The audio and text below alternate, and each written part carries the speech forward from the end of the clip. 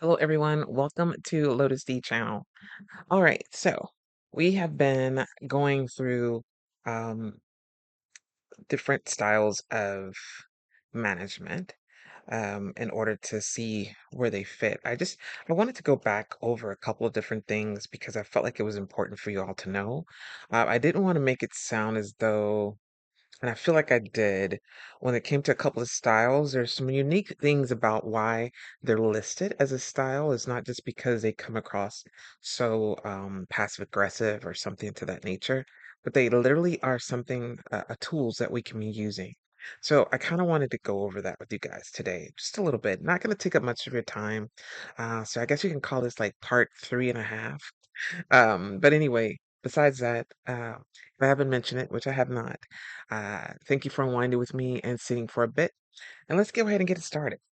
All right. So the first one I went over was autocratic, right? And when I talked about that one, I spoke to the fact that it has a lot to do with the manager making majority of the decisions. What I do want to emphasize with this style is that as a manager, it can be effective when it comes to a crisis. So let's say, for instance, something happens in the store that needs immediate attention. At that time, the manager usually is the one that gets called. You know by who? Sorry.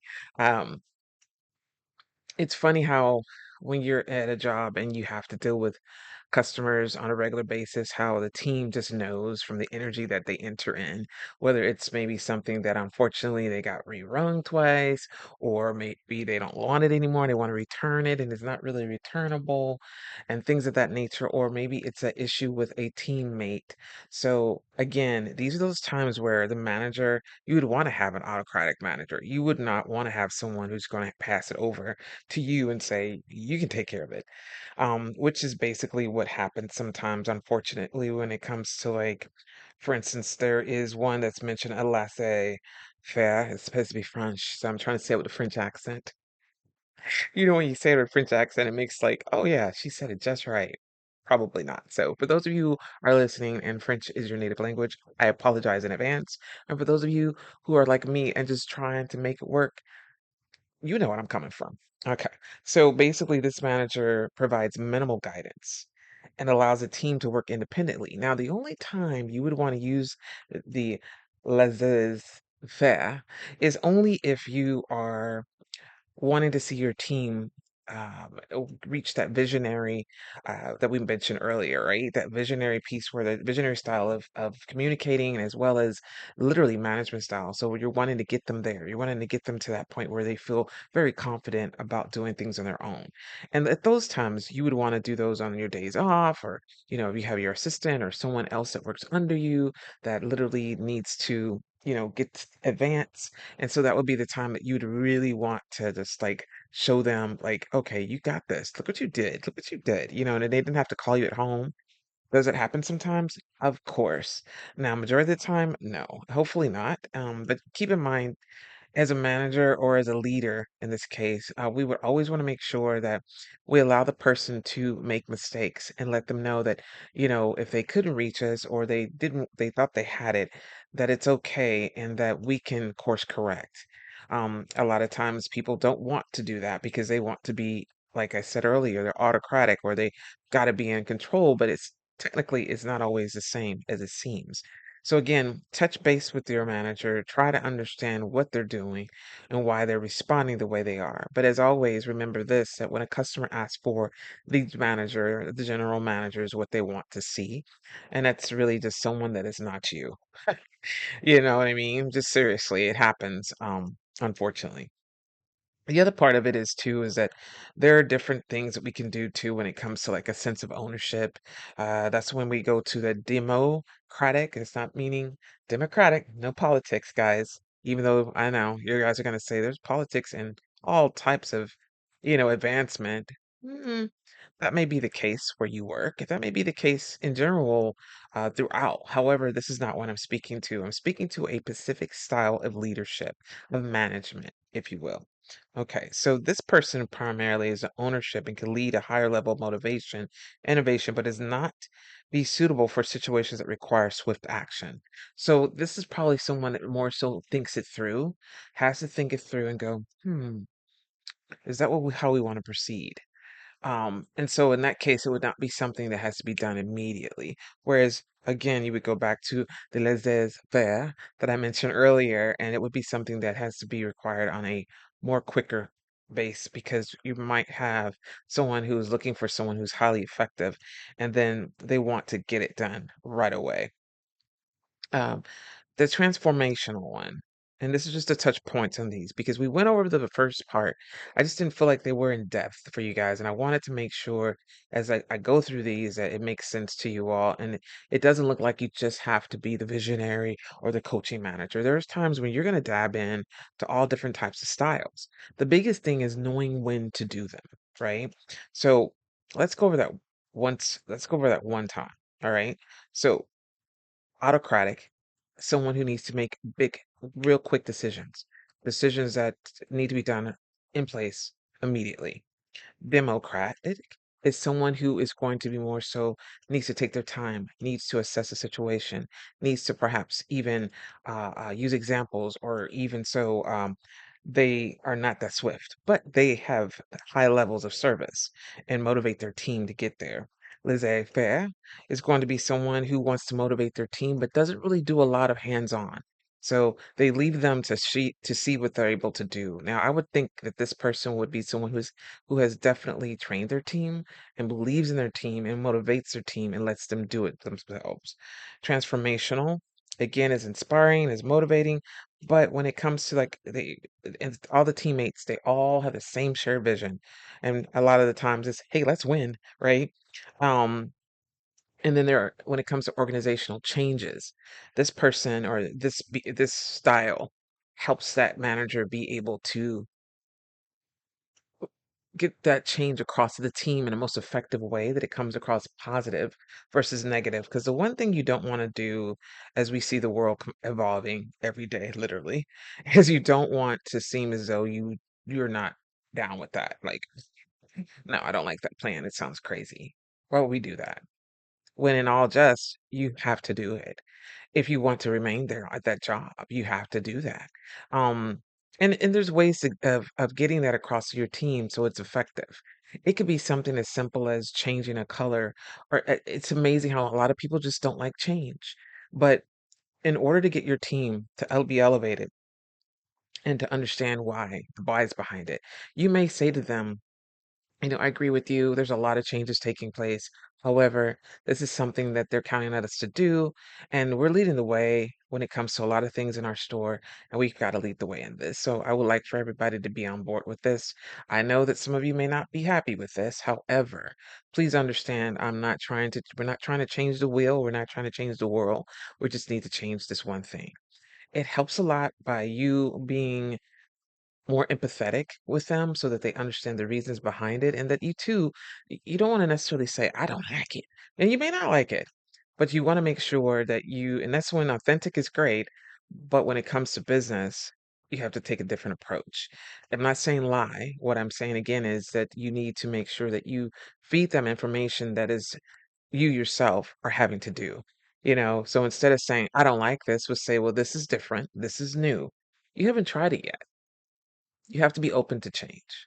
If you're not open to change, your team will not be open to change. And the first thing that happens when you have a visit or you have someone come in from a higher, and they'll be just really upset with you. And then the next thing that happens is your team starts doing these gossipy things behind your back. Yeah, that happens because they're like, well, she told us we didn't have to do that because we all agreed that it was stupid. And and you'll have people in your team that say that and will try to, unfortunately, they think they're helping out, they think that they're standing their ground, but Actually, they're showing that they really don't have what's needed in order to manage. Because in order to manage and motivate your team, you have to be able to do that with change as well, which means even if you yourself are trying to figure out why you don't like this new policy, you have to make an effort to change as well. Is it going to affect you now? Is it going to affect you in the future?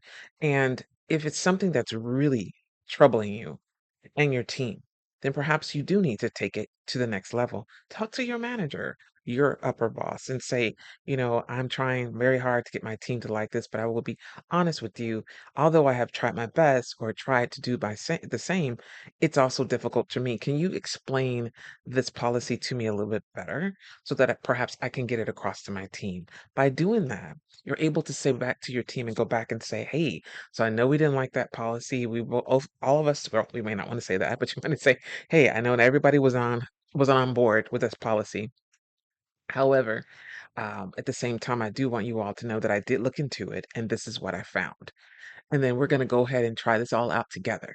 So it's more of a team thing. It's not you enforcing something on them, it's not the company enforcing something on them, but it's all of you all working on something new together. Because remember, it is a change. All right. So I wanted to get into that a little bit deeper because I felt like I kind of ran through it kind of fast and I didn't feel like I gave you guys the right information to help you understand that all these styles that I'm mentioning are adaptable. And at some point, you do need to use every single one of these in within your management style, your own personal style. And when I say that, meaning how you lead, because all those styles are going to take place different times. All right, next one, transactional. So, of course, this is a system of rewards and punishments. Okay, so first of all, inform me. Well, no one's getting punished. No one's going into a room. No one's getting, you don't get to come in on your days that I've given you off. And we don't do that. So, it can be effective when it comes to environments that are stable. So, meaning this that your team is at a point where everyone's at a good place. Everything is just very calm. And you tell them, hey, I have an idea. Whoever does this today, you get this. It's more of a contest. It's not saying if you don't do it, you don't get anything. That's simple. So is that really punishment? I don't think so. Now, if you do something as a team and you take it away and give it to only one person, that's you not really being fair. So again, transactional, you want to make sure that you're doing something that's adaptable, that's you're fostering something that's innovative, and the team is all on board, and you're at a point where it's an effective part of your stable environment that they work in. Okay. And then of coaching, which I talked a lot about that already, but definitely want to emphasize that it has a lot to do with mentoring, providing guidance, support, improving their skills and their performance. So this is more so dealing again towards the next one, which is visionary. You're coaching this person in order to get them to that visionary point where they will feel most effective in driving results or driving change and achieving ambitious goals. And trust me, as I mentioned yesterday, business plans can be ambitious. I was told one time that my business plan was not a bit, it was too ambitious. There's times when that may happen, for sure. The difference in that is understanding that if someone were to tell you that, then you would just downsize it a little bit to make it so that it's more so understandable and applicable to today. Okay. And last but not least, bureaucratic. And that's really the style that's has strict rules and procedures and policies, and it goes from the hierarchies that we have. It's highly regulated in industries. And so it's according to a certain type. So that's a little different depending on what role you have. It definitely is more strict. Like, as I said, is more procedural and things of that nature. And so a lot of times when I think about this, I think about HR or I think about payroll, someone who basically pays you and someone who makes sure you're working, you're getting hired. Because there are definitely a lot of policies, a lot of procedures. It also stems from someone who may have to unfortunately go over different reviews with you, whether, they're great, good, bad, or indifferent. So you definitely want to have someone that does that. But addition to all these core styles, there's always variations. And again, it's always about having that collaborative mindset, that growth mindset with your team, getting them to understand that you're not here to tell them they have to do this, but you have to indeed make sure that you lead with empathy, not sympathy. And those of you who don't know the difference, which is okay, a lot of people are like, what do you mean? Sometimes when you lead with um, sympathy, we excuse people and we let them run our business. We become this person who says, "Oh, you can't make it in? Okay, it's okay. Oh, you can't make it in? Okay, it's okay." And the next thing you know, you're working 80 hours a week, or the other person's working 60, or people who they're just overworked, and then there goes burnout. And then there's those times again where you're going to have people going, "Why did she tell them no? Did she tell me I had to come in? I mean, what is up with that? Why does this person get this?" And then they start looking at favoritism. Then they start looking at other things. And you don't want that to happen. By leading with empathy, you're telling everyone, I hear what you're saying, and I'm sorry you can't make it in at 10 o'clock. But due to the fact that someone else has already called out, sorry, I do need you to come in at least by 12. Is that okay? Now, if it is an emergency situation, that is different. And it's individually, you're going to have different things that happen with people throughout, right? But you want to always make sure that you're empathetic to what they're going through and you understand it. But you have to also remember you're a business owner. When you're not, your name may not be there, or your name may be there, whichever way it may be, but you're running a business and you need everybody to show up. Because when you make a schedule and you do some planning, your expectation needs to be met for not just yourselves to make sure everyone gets their lunches and everyone gets to take their breaks, but because the customers are the ones that pay your checks. hmm They pay you. So that being said, remembering customers do pay you. It's not about you paying you. It's not, oh, the company pays me. It depends on where you work. Again, if you're in a bank, it's still the customers. If you're anything that has to deal with customers, base, there you go. I think I got you guys wheel turning here. Glad to see that. All right. So other than that, hopefully that broke it down a little bit better for you guys. Tomorrow, I want to talk a little bit about, you know what? I'm going to surprise you. How about that? But it won't be about anything we talked about so far. How about that? It'll be about something new. So I do really thank you all for typing in and checking me out and sitting for a bit and unwinding with me. And I'll let you go ahead and get back to whatever you need to do. It has literally been 17 minutes. Hey, take care, guys. Bye.